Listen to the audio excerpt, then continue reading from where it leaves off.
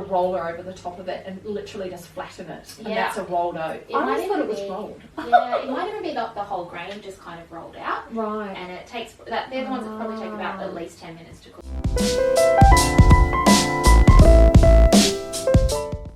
So because we're doing that oat milk, I thought it'd be really interesting to actually have a little think about the benefits of oats.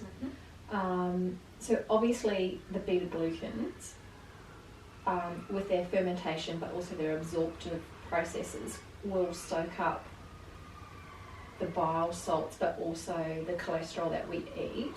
Exactly. So essentially a cholesterol lowering effect from the fibre that's naturally present in oats. Yeah. Other than that fat being absorbed into the lumen, that it gets excreted. So that's how it actually reduces the amount of like LDL cholesterol in the body.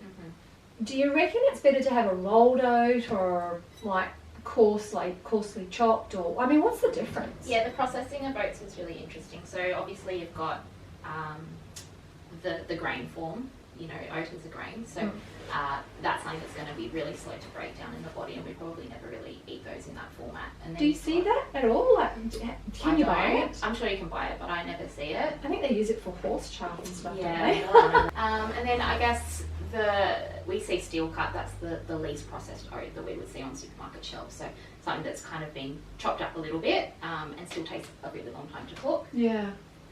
Next, you've got flat rolled oats, so like your more traditional oats, which is what these guys are here. Right. So what they do is they chop up the oat and then they put a roller over the top of it and literally just flatten it, and that's a rolled oat. I always thought it was rolled. Yeah, it might even be the whole grain just kind of rolled out. Right. And it takes that. They're the ones that probably take about at least 10 minutes to cook still. Yeah. Right.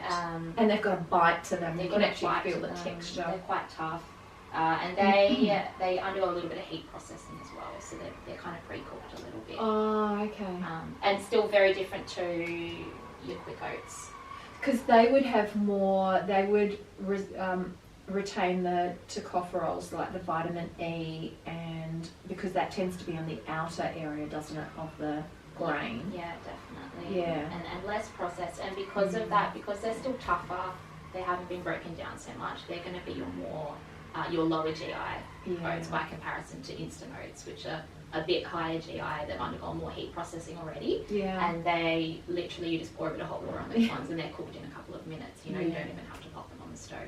Yeah, exactly. And that kind of makes sense. Anything that's undergone any processing, even just mechanical chopping, essentially has kind of started the digestive process. Exactly. Yeah, started to break down because there's more of the surface area exposed, whereas the whole oat, you've got a very limited surface area. By flattening it out, rolling it out, or chopping it up, you've got so much more exposed and so many more points for breakdown to start to happen. Yeah, right. That totally makes sense.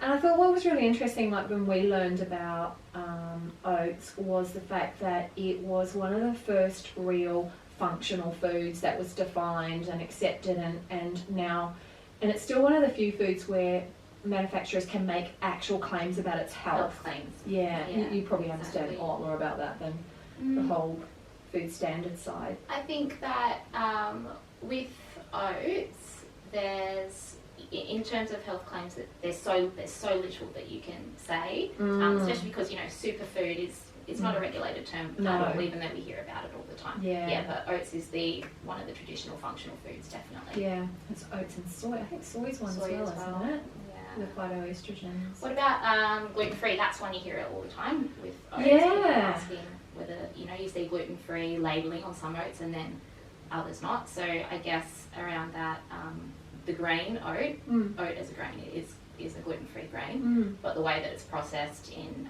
the manufacturing facilities, even all the way down to farm level. Oh, right. Yeah, so if there's any wheat products around it, which there so often are, they can't call it gluten-free. So yeah, it has to be under, like, from farm to manufacturing under really strict conditions to be able to call it a gluten-free oat, just purely because of contamination.